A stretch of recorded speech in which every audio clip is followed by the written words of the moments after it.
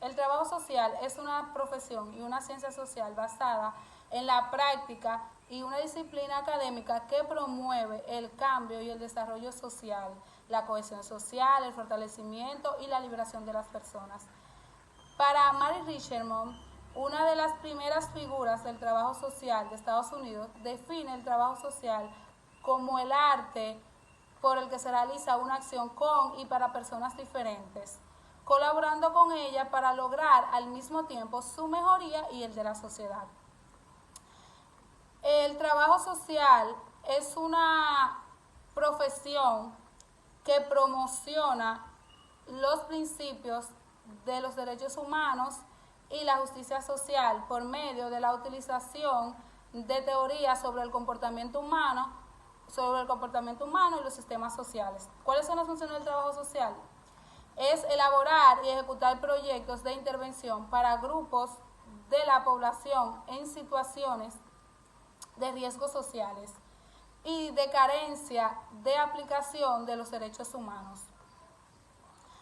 El trabajador social es un profesional que se encarga de velar por los derechos de las personas, o más bien por el derecho de las comunidades e impulsar las comunidades y el desarrollo social. En otras palabras, el trabajador social tiene como objeto atender las necesidades de la comunidad para crear soluciones que fomenten el bienestar general. El trabajador social actúa sobre las causas de problemas estructurales de una comunidad o un grupo sociales con el objetivo de eliminar el riesgo de que se vuelvan a repetir.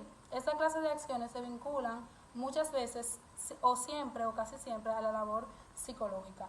Desde que el hombre existe, se ha interesado fundamentalmente por la ayuda, por ayudar a los semejantes, por en mayor o menor medida poder producir o propiciar los medios o métodos para que las otras personas puedan llegar a un bienestar social o un bienestar común en sentido general. Es como una esencia misma del ser humano, de poder servir, de poder contribuir, de poder estar favoreciendo o ser parte de ese desarrollo de la sociedad. Sin embargo, no es hasta más adelante donde el trabajo social va surgiendo y se va conceptualizando respecto al mismo. Podemos decir que Luis Vives sentó las bases de lo que era el asistencialismo o la asistencia social, pero este entendía que no era y no solamente tenía que circunscribirse al tema monetario y de dinero, sino que era importante que las personas pudieran capacitarse, que las personas además pudieran tener los medios para defender sus derechos, poder además beneficiarse de múltiples cosas que no eran solamente dinero o mercancías como tal. Él pautó inclusive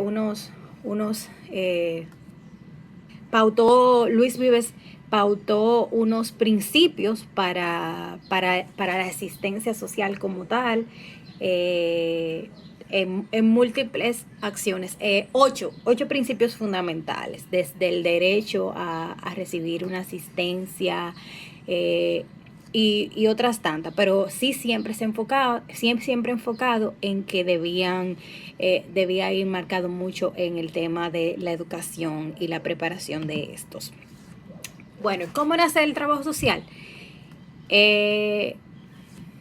Nace a partir o a raíz de la revolución industrial, donde la humanidad y el mundo se ven envueltos en múltiples aspectos o en múltiples eventos históricos que hacen o que determinan que deban existir sociedades inclusive de caridad. En el 1869 se organiza o se constituye la Sociedad de la Organización de la Caridad como tal, cuyo objetivo o fin era propiciar de los bienes o propiciar de las ayudas necesarias para que las personas pudieran obtener de manera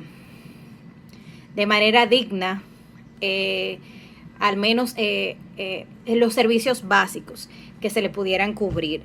Durante esa época, así como las diferentes guerras que se dieron, se veían envueltas con esta sociedad de caridad que procuraban el bienestar y el beneficio de la gente, de la sociedad en sentido general, muy enfocados con el tema de la salud, con el tema de la alimentación.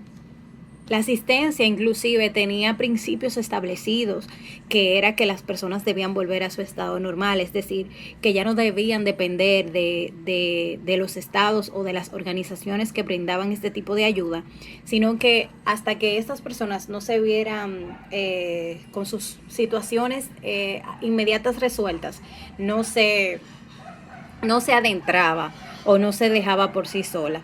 Es importante destacar que el trabajo social en Europa y también en América Latina ha sufrido lo que se llamó, o sufrió lo que se llamó, principalmente en América Latina, lo que se llamó la reconceptualización. Es decir, que el trabajo social era muchas veces visto meramente como una parte de asistencia. Sin embargo, la reconceptualización dio como inicio y como resultado todo un proceso de transformación de la profesionalidad del trabajo social.